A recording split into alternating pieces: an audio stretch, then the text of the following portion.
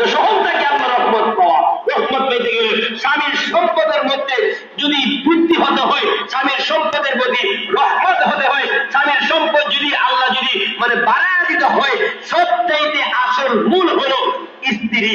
আপনার স্ত্রী যখন মাগরিবের নামাজ পড়ে যদি সূরা ওয়াকিয়া পড়ে যদি আল্লাহর কাছে দোয়া করে, আল্লাহ গো আমার স্বামীর রুজি রোজগার ধন সম্পদ বৃদ্ধি করে দাও, আল্লাহ করে দোয়া করতে দিলি স্বামীর সম্পদ বাড়াইতে দিলি, হয় না? সুবহানাল্লাহ বলেন।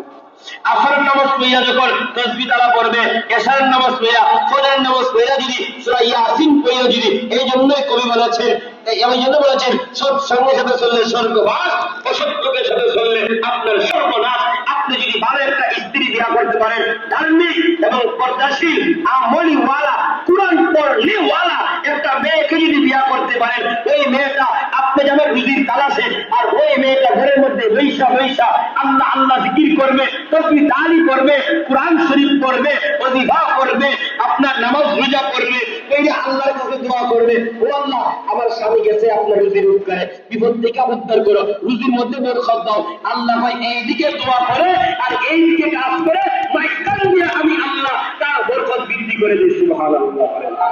আল্লাহ যেন আপনাকে আমাকে এবং সবাইকে সঠিক বুঝ দান করে, সকলে আমিন। ওয়া আখিরু দাওয়ানা ওয়া আলহামদুলিল্লাহি রাব্বিল আলামিন।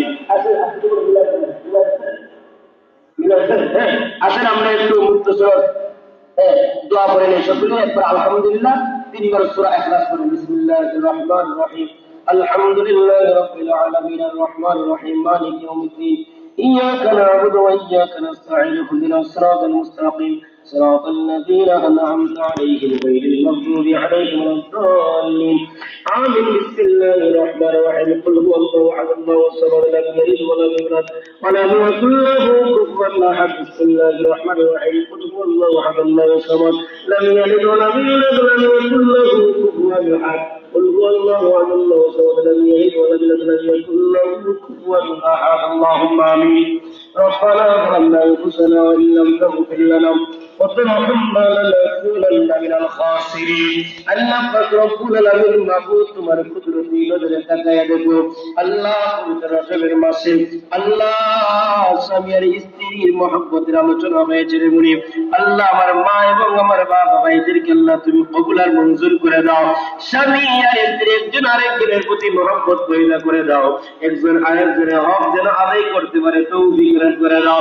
মাবুদ তোমার অনেক মায়ের বান্দারা দোয়া চেয়েছেন আব্বার জন্য, আম্মার জন্য, ছেলের জন্য, দাদার জন্য, দাদির জন্য, সন্তানাদের জন্য। প্রত্যেকের মুনাজাতকে তুমি কবুল আর মঞ্জুর করে দাও। যারা বেমারি আল্লাহ বেমার থেকে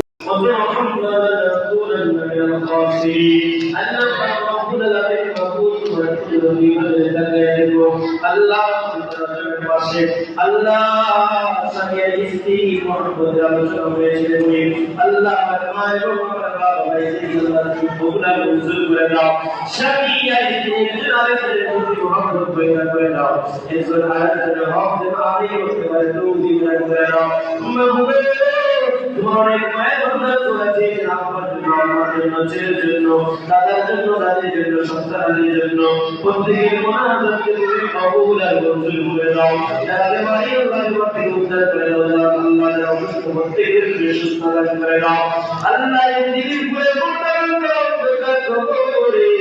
আল্লাহ প্রত্যেকের কবর করে তুমি জান্নাতের রহমত বানায়া দাও। আল্লাহ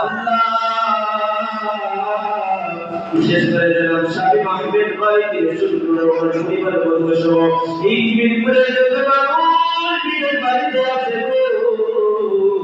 আল্লাহ প্রত্যেকটা বিদেশি ভাই বাবার কবরের মধ্যে খাস রহমত নাযিল করে দাও। আল্লাহ তোমার স্কলারশিপের মাসনা কোরআনের দেওয়া দিন মুসুল থেকে শুরু করে আল্লাহ তোমার মায়ের বান্দা পাগল সব সবাই দোয়া চায় আমার কাছে। আল্লাহ তোমার মায়ের বান্দা থেকে শুরু করে সবাইকে তুমি কবুল আর মঞ্জুর করে দাও। আল্লাহ প্রত্যেকের কবরের মধ্যে খাস রহমত নাযিল করে দাও। রব্বি রহমুকা কামা রাব্বায়ানি সগীরা। আমিন। লা ইলাহা ইল্লাল্লাহু মুহাম্মাদুর রাসূলুল্লাহ।